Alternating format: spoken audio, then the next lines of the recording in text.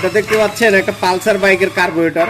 তো এই কার্বোরেটরের সমস্যা হচ্ছে আপনার 40-50-এর উপরে স্পিড ওঠে না, আর মাইলেজ একদম কমে গেছে, 20-25-এর উপরে মাইলেজ পাচ্ছে না। তো কি কারণে পাচ্ছে না সেই বিষয়টা আপনাদের দেখাচ্ছি, যে কি কি সমস্যা হয়েছে এই বাইকের কার্বোরেটরে।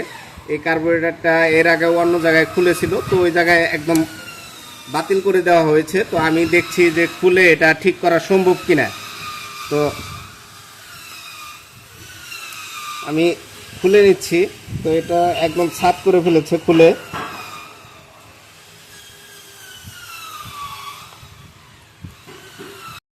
তো কি কারণে স্পিড উঠতো না, তো আপনাদের দেখাচ্ছি যে কি কারণে বাইকের স্পিড উঠে নাই। তো আপনারা ভিডিওটি কন্টিনিউ করেন, ভিডিওটি একটু লং হতে পারে। তো কি কি কারণে আপনার স্পিড উঠে না আপনারা এই ভিডিওটি দেখলেই বুঝতে পারবেন। এর কারণেই হচ্ছে যে অনেকে কার্বোরেটর পরিবর্তন করে ফেলেন।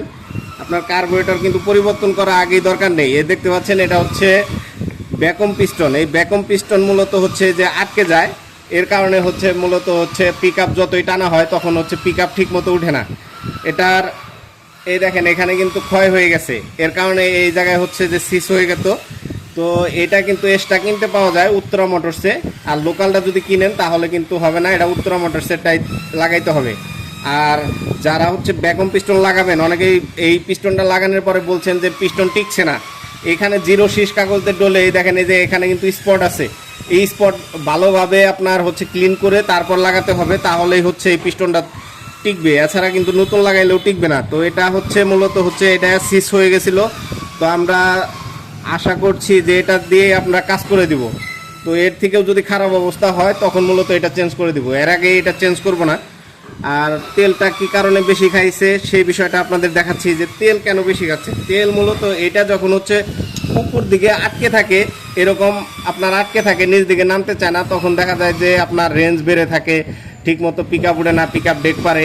এর কারণে কিন্তু তখন ওই টাইমে তেলটা বেশি খায়। আর এটা যখন সঠিকভাবে হচ্ছে আপ ডাউন করবে তখন কিন্তু তেলটা বেশি খাবে না। আর কার্বোরেটর আর একটা বিষয় হচ্ছে যে কার্বোরেটরের জেট পিন যখন জাম হয়ে যায় তখন মূলত হচ্ছে আপনার তেলটা বেশি খায়। তো কার্বোরেটর আমি খুলে নিচ্ছি। কার্বোরেটরের ইদানিং ট্যাঙ্কিতে প্রচণ্ড জং এবং ময়লার কারণে হচ্ছে জেট পিন জাম হয়ে যায়। এর কারণে কিন্তু আমি বলেছি একটা ভিডিওতে যে 2000-2500 কিলো পর পর এই ডেন নাটটা খুলে আপনার কার্বোরেটর ড্রেন করে দিবেন। সেই ক্ষেত্রে দেখা যাবে যে আপনার বাইকের আপনার এই ট্যাঙ্কির জং আসাগুলো, এই যে এই ময়লাগুলো দেখা যাবে যে এই ড্রেন নাট দিয়ে পড়ে যাবে। তো দেখেন এইখানে কিন্তু বেশ ময়লা, অনেক ময়লা। তো দেখতেই পাচ্ছেন যে কি পরিমাণ এই যে ময়লা জমে আছে, এই ময়লাগুলোই মূলত হচ্ছে ক্লিন করে দিতে হবে। আর এই যে জেট পিন দেখতে পাচ্ছেন, এই জেট পিন যখন হচ্ছে জাম হয়ে যায় তখনই মূলত হচ্ছে মাইলেজ কমে যায়, মাইলেজ ড্রপ করে।